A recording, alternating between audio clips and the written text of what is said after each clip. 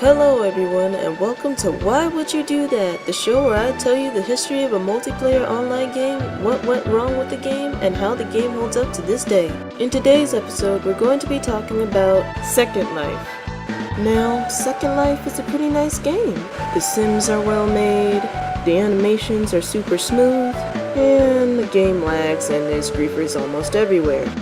So, Second Life, why would you do that? Well, to figure this out, let's dive deep into the history, shall we?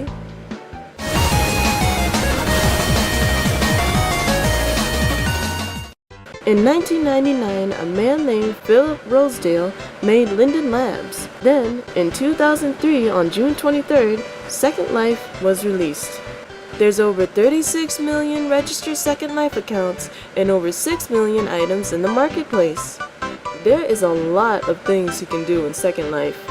You can drive a car, become a shark, go shopping, explore The Sims, and one of my personal favorites, go dancing at a club.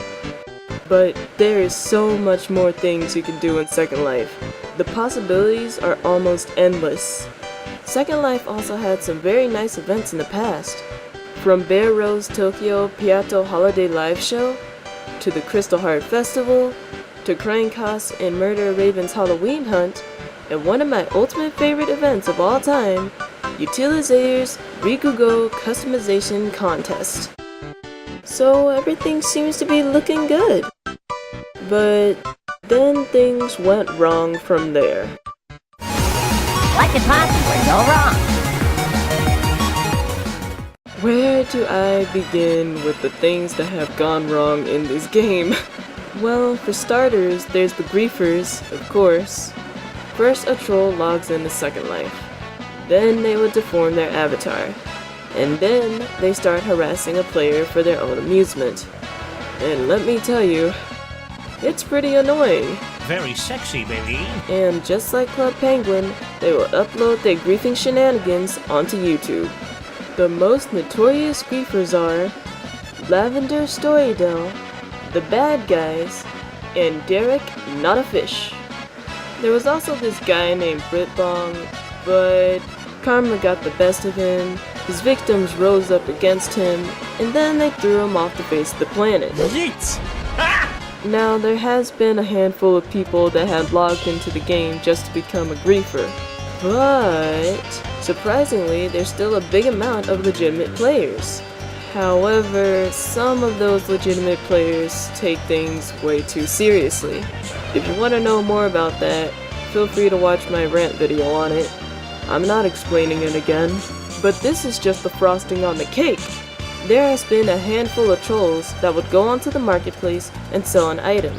However, if you were to buy that item, you would get nothing, or you would get a crasher. And for those of you who don't know what a crasher is, basically it's an item that crashes your game. That's pretty messed up. But those fake troll items are usually easy to avoid. But you know what isn't easy to avoid? Slow gameplay. I'm talking about lag.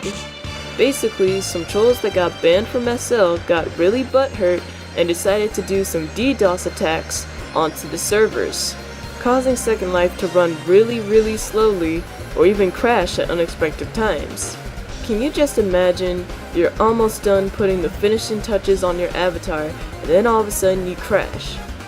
You try to log back in, but all the changes you've done to your avatar is gone. And you have to redo everything all over again. I can't tell you how many times that happened to me, and boy do I get pissed off about it. Seriously, who gets that butthurt over Second Life to the point where they just want to crash the whole thing? That is fucking stupid. But not all seems lost for this multiplayer game. So, how does it hold up now?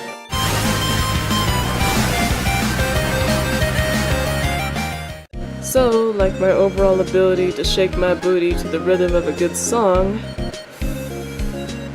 it's pretty fantastic. Sure, there's a handful of griefers and trolls, but you can just easily block them and ignore them. The same also goes for the overly serious people.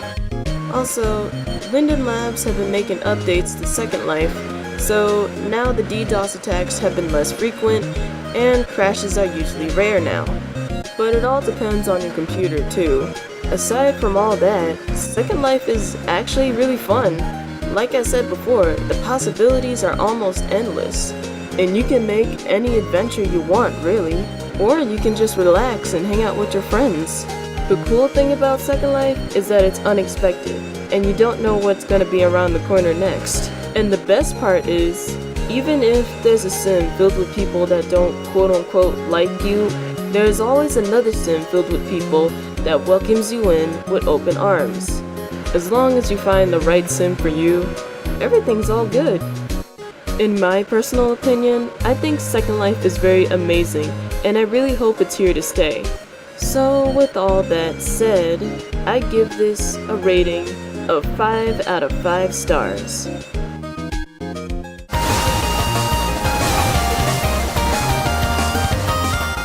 Here's a cool fact you didn't know. Did you know the beta version of Second Life was called Linden World? The avatars were called primitars, and every primitar would have a gun. The only way to terraform land was to use grenades, and the ocean had water simulation.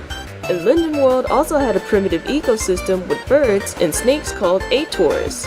Pretty interesting, huh? So, that's about it for today's episode. Be sure to give that like button a big hug and give the subscribe button a kiss. Also, feel free to donate to help support my channel. Link is in the description. And as always, I don't know, do what you do. Have a nice and lovely day, everyone. Bye!